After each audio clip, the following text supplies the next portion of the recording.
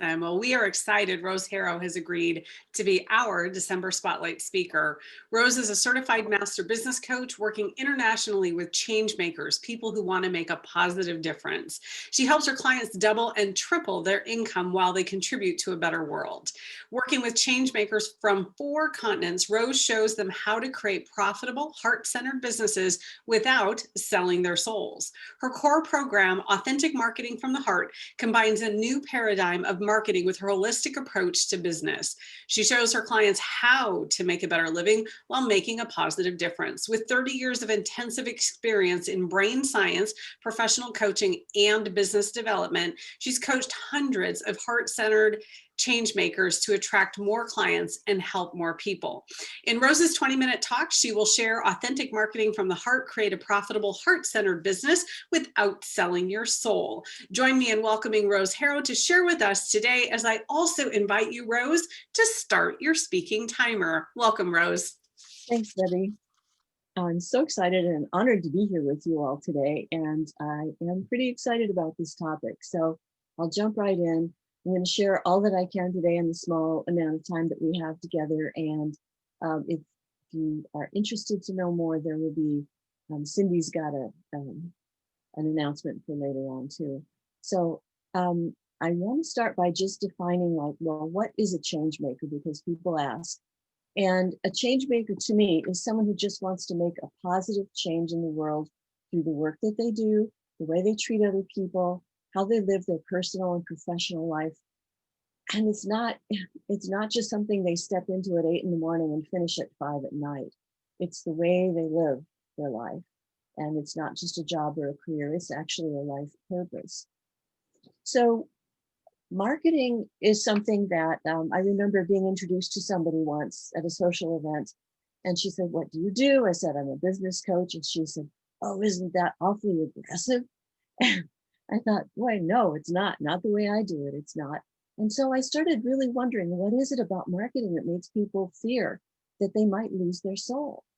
And what I've come up with so far, and I welcome, if any of you have feedback or comments, I would love to hear them. You can email me. But we've all grown up with old style marketing, and that's what's given marketing a bad name. You know, the pushy salesperson who wants to sell you something you don't even want, or you don't even know what it is. And nobody likes that. It's just not successful. It's not, there's nothing really good about it at all. But we've grown up seeing a lot of that, you know. And so, of course, entrepreneurs, I work a lot with women entrepreneurs, change makers, and they don't feel like themselves if they feel like they are supposed to market that way. They think they have to abandon their values and their honesty. Of course, they're not going to do that. Oops, didn't mean to go forward. Oh, this thing is really sensitive today. They feel like they're taking something from their, you know, they're going to trick somebody. They think they're taking something instead of giving something, which is what they want to do. And, you know, what people will say is, just all I really want to do is be with my clients. I want the rest of it to take care of itself. And so do you think, I'm curious, do you think, just check inside, do you think marketing requires your business to, requires you to sell your soul? And so let's just take a look at what marketing is actually. And there are different ways of marketing. The old style, which it was sales and pushy, and we don't want that. The new style is respectful, it's information-based, it's service-oriented, and there are many different personal styles for both. So there's lots of space for you to discover marketing your way, the way that feels the most natural for you. And for me, in my business with my clients, I only use authentic, heart-based, and marketing. That's what I teach. And I also, people call it lots of different things to differentiate from the old style sales and pushy marketing. Some people use the word holistic, service-oriented, or education-based. I want to just briefly touch on what these different things mean, because they're slightly different, but they're all kind of in the same camp. Authentic means that it's true, it's authentic for you. And so you get to define what that is. You've got to feel like yourself. And when you're marketing authentically, you don't feel like a different person from who you are when you're actually providing your services to your clients. Heart-based, I think we all know what heart-based means. Holistic, it means that you don't separate out the different parts of yourself. I remember years ago, I knew a person who was an electronics technician, and he worked in a very demanding electronics environment. And he said, every day when I get off work, it takes me a half hour to turn back into myself. And I thought, oh my gosh, I'm so glad I don't have to do that.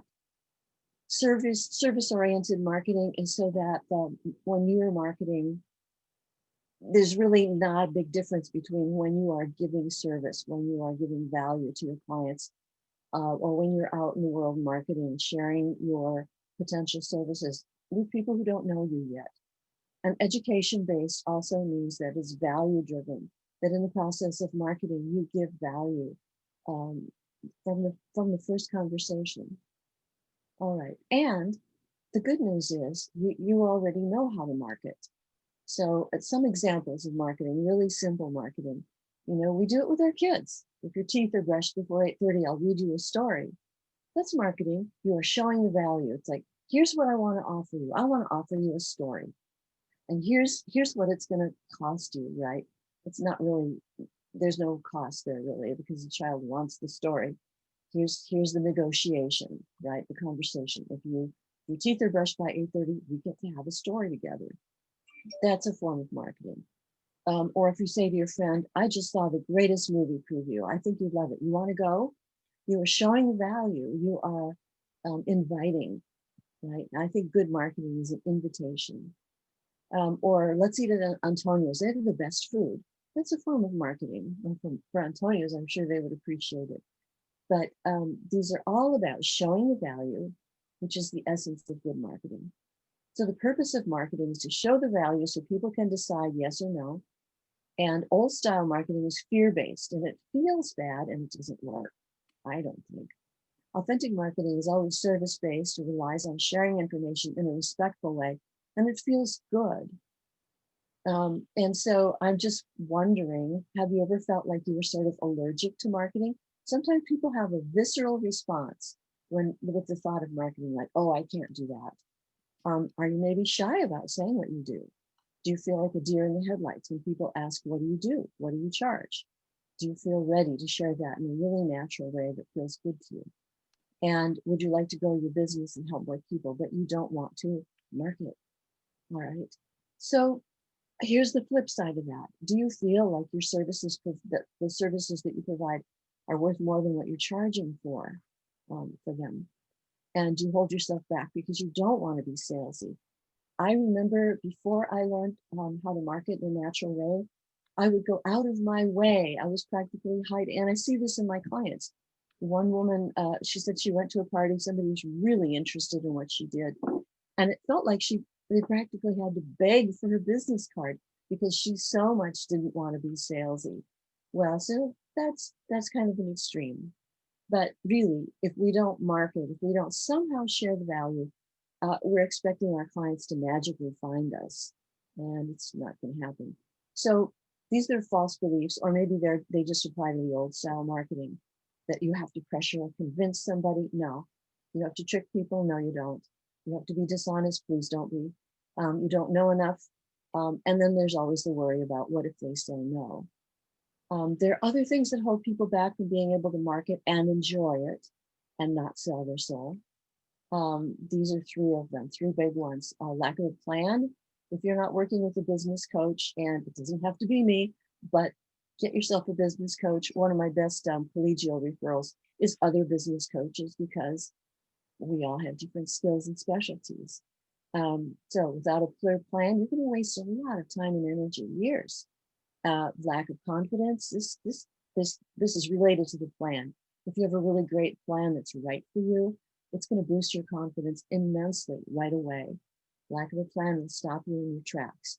And lack of support, people just don't do this kind of development, this personal development that comes with developing a business, because developing a business requires a lot of personal growth. All right, so who am I and why should you even listen to me? And I'll just tell you a little bit about how I developed Authentic Marketing from the Heart, which is my flagship program, which I love dearly. They say necessity is the mother of invention. or discovery. I had about 20 years teaching and training. I was using leading edge brain connecting or brain science, and um, I'd done it all completely. Very proud that I was doing it all word of mouth, no marketing at all, right?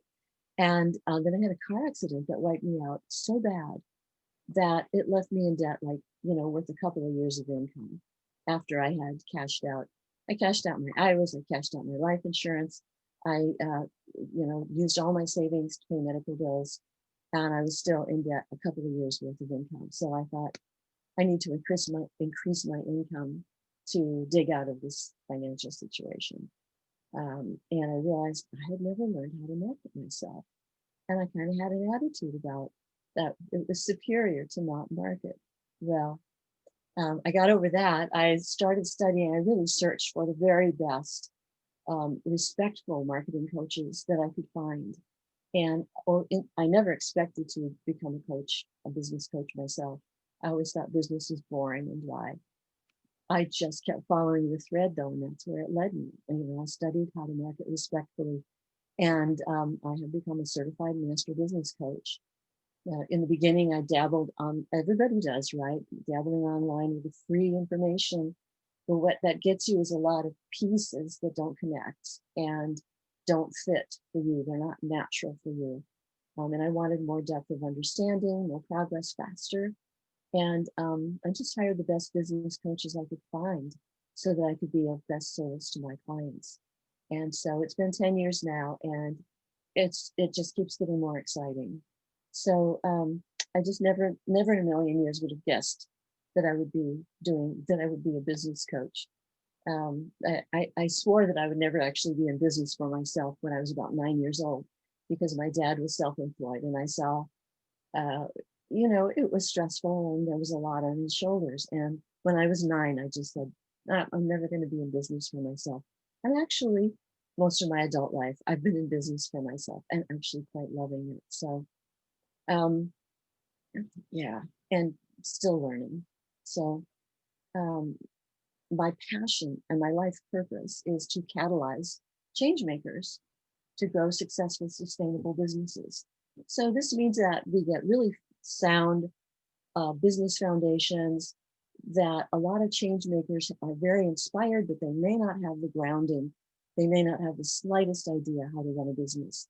And the saying, if you build it, they will come, is only true to a degree. If you build it, including build your business, then yes, they will come. But a lot of people are simply passionate about their vision. I'm going to create this wonderful cause. But if they don't have the grounding, if they don't have their feet on the ground, also, it's not going to work. It's not sustainable. So I like to bring both parts, the inspiration, the vision. And in fact, one of the big components, I think really essential in any successful business, is intuition. That you may be aware that you're intuitive, and you may be aware that you use it constantly in your business, or maybe not. Maybe you don't think you're so intuitive. So I'm going to say a little bit more about that, but I think intuition is key. If you talk to any of the big names, Steve Jobs, Oprah Winfrey, um, um, any of the big names, they will all say, I studied, I learned, I worked hard, and I always listened to my intuition. So it's a really essential piece. Without it, you're going to work much, much harder than you need to. All right, so in specializing in working with change makers, I discovered that they have an occupational hazard. Big change maker blind spots are that they are not primarily motivated by money. I'm not primarily motivated by money. I just always wanted to be free. I wanted freedom to do the work that was right for me to do, and to work with clients I love, doing work I love. And so that's who I want to work with and support, people who want to make a positive change in the world. But sometimes they shortchange taking care of the business. As I said earlier, I just want to be with my clients, and I want the marketing, I want the administration, I want the money part to all take care of itself. Well, that's magical thinking, and it really doesn't work. So I make sure that my clients also learn, and I love what what Debbie was sharing earlier about how important accountability is. It's crucial. and including knowing their numbers, charging enough, and being comfortable having money conversations. All right, so just as natural nurturers, and by that I mean, the person who's always taking care of everybody but themselves, perhaps, or if there's an event, they're the one who brings all the food. There is in their nature, and they may tend to overgive. That's their occupational hazard. Change makers' occupational hazard may be that they're not primarily motivated by money, and to the degree that they really neglect dealing with money. And this is a problem because it's going to keep their project, their life purpose, their business from becoming as successful and profitable as it can be. If it's not profitable enough, you don't get to stay in business, right? That's what makes it a business and not a hobby, right? And they also don't know the memory of the remedy, right? So sometimes it means they have to close their business and go get a job. Sometimes I get a phone call saying, I don't know if I'm kidding myself. I've been in business for myself X number of years. I'm good, but I'm not making enough money and I might have to go get a job and just quit this work that I love, which to me is like, what a waste. So, and they're not, or at best, they're not able to help as many people as they want to. So they're feeling unfulfilled. Sometimes they'll say, I feel underutilized. So, and the other thing is that you really can't copy other people's business strategies. They will just never fit you properly. So you need to find discover your own way of doing it. So a lot of change makers are just using hope and pray, which is the picture on the left of all the tangled up circuits. Then a lot of people will say, yep, that's what I feel like. I don't have a plan. Versus an integrated plan, which is a picture on the right, which is really is harmonious and easy to run. So typical phone call that I get, I just shared this with you a minute ago. I feel underutilized. I could be serving more people. And oh yes, I hate marketing. Right. So authentic marketing is your work aligned with your life purpose, with the same feeling of being in service. That is the part you love. So it makes it really easy to love marketing. I love marketing. It allows me to talk about and share the things that I think are really exciting, that allow people to do really beautiful, amazing work in the world. And, marketing is not bad. Money is not bad. When Oprah gets more money, she'll just build another school or something. It doesn't make her greedy. And she just markets by making people aware of good things that are going on. That's it. It's that simple. It's a feeling of being in service and sharing, showing the value and sharing. And when all parts of your business are conducted with a feeling of win-win, being in service, respecting others, and listening to see if it's a match, listening to see if they're even interested. If they're not, you let them go. You don't ever try to convince somebody that they need anything that you've got. Maybe they do, maybe they don't. Show the value and let them decide. And money is not the last word in authentic marketing. So I just know that without a plan, most people are really scattered. And so I have used my guiding principles to create only respectful, authentic marketing from the heart. It has to fit individual personalities, and that does magnify results with no extra effort. And it's because we start with identity for each individual person, which is often a missed step. A lot of times people structure their business without just going, hey, what am I on this planet to do? What is my life purpose? What am I built for? And who am I? What is my life path look like? It's really simpler, and it gives you a whole different outcome, a whole better outcome. So, yeah, old style marketing. I was actually speaking at a conference in Germany a couple of years ago, and in the audience was this fellow from China who was just smiling really big during my whole presentation. And afterwards, he came up to me and he said, "I want you to come to China to my training organization and teach love-based marketing versus fear-based marketing." He said, "That's the topic I want." So I went to China, and that's exactly what I taught. That's what I called it. They loved it, and they were just like so ready to let go of what they thought they should be doing as marketing, which is old style. It was an amazing experience. So it's marketing, healthy, respectful, Marketing is just inviting people who are interested. It's offering value upfront, spirit of service, and aligned with your personality and style. So you never have to go outside of who you are. If you're an introvert, you're going to market very differently than an extrovert. If you're selling something that's a very sensitive, private kind of service, you're going to market differently than somebody who's marketing party organization, right? So my time is getting close here, so I'm going to wrap this up and just say you need, what will work is a plan that includes starting with inner reflection so that the whole business is aligned with you. You have structured steps showing tangible value, a way to measure your progress. You need to do something that you feel like you're doing it well, enjoying it. Feeling limiting money beliefs, that's a big one. We don't even know how many layers of money beliefs we're sitting on. Coach and community to cheer you on, and intuition used to support you as an intrinsic business tool.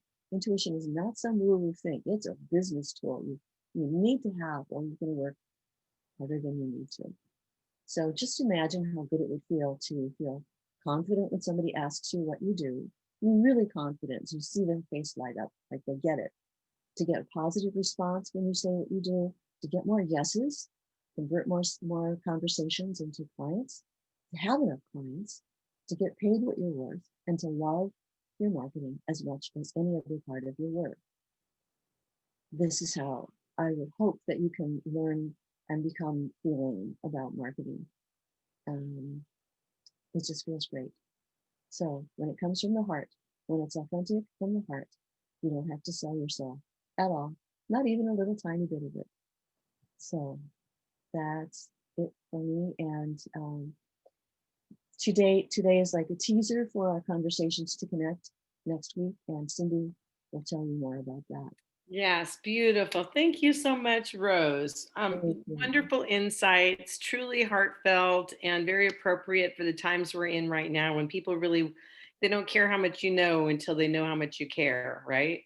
And so that's so appropriate.